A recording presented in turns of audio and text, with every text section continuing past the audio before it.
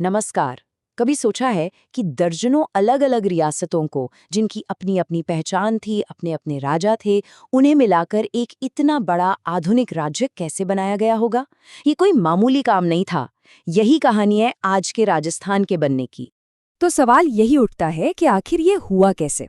देखिए, आजादी के बाद भारत एक पहेली की तरह था, जिसके बिखरे हुए टुकड़ों को जोड़कर एक मजबूत देश बनाना था। और राजस्थान का बनना इसी पहेली को सुलझाने का एक सबसे दिलचस्प किस्सा है। और इस पूरी कहानी का जो ब्लूप्रिंट है वो इस एक केबल में छिपा है।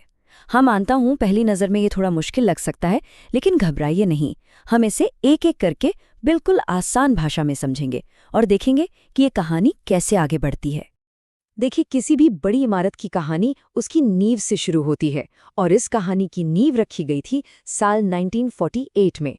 उस साल जो विलय हुए वो शायद छोटे लगे, लेकिन असल में यही वो पहले पत्थर थे जिन पर आज का विशाल राजस्थान खड़ा है। और वो सबसे पहला, सबसे जरूरी कदम उठाया गया 18 मार्च 1948 को। इस दिन बना मत्स्य संघ, जो इस लंबी यात्रा की एक तरह से आधिकारिक शुरुआत थी। अब देखिए, सिर्फ रियासतों को मिलाना ही तो काफी नहीं था, उन्हें चलाने के लिए एक पूरा सिस्टम भी तो चाहिए था। तो एन.बी. गाडगिल ने इसका उद्घाटन किया, शोभाराम कुमावत इसके पहले प्रधानमंत्री बने और अलवर को इसकी राजधानी बनाया गया।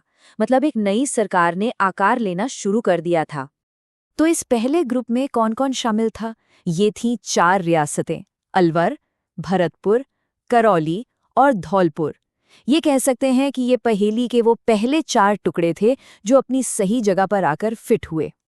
और देखिए रफ्तार, रुकने का तो नाम ही नहीं था।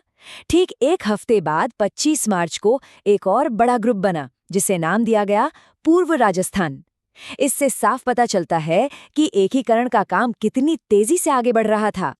इस बार 1 या 2 नहीं, बल्कि 9 रियासतें एक साथ आ गईं, जिनमें कोटा और बूंदी जैसी बड़ी रियासतें भी थीं।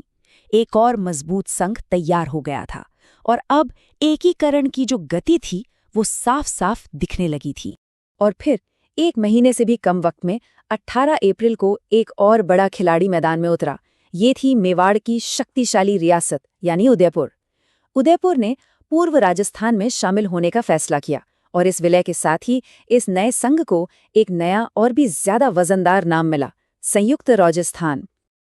और अब आता है इस कहानी का सबसे बड़ा मोड़, साल 1949।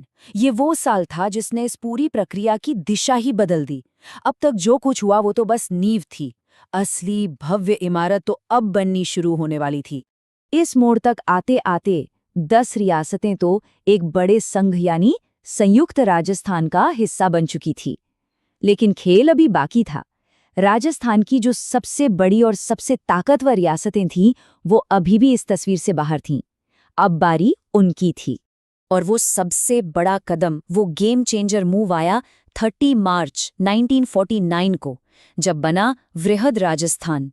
ये वो ऐतिहासिक पल था जिसने राजस्थान के नक्शे को हमेशा के लिए बदल कर रख दिया। इस विलय की अहमियत का अंदाजा इसी बात से लगा सकते हैं कि इसका उद्घाटन करने खुद लौह पुरुष सरदार वल्लभ भाई पटेल आए थे। हीरालाल शास्त्री को प्रधानमंत्री बनाया गया और जयपुर को बनाया गया शक्ति का नया केंद्र, जो आज तक राजस्थान की राजधानी है। सोचकर देखिए, ये विलय एक तरह से 4 सबसे मजबूत खंभों को एक साथ लाने जैसा था: जयपुर, जोधपुर, जैसलमेर और बीकानेर। जैसे ही ये चारों जुड़े, उस राजस्थान ने आकार लेना शुरू कर दिया जिसे हम आज जानते हैं। लेकिन 1949 में एक आखिरी काम अभी भी बाकी था।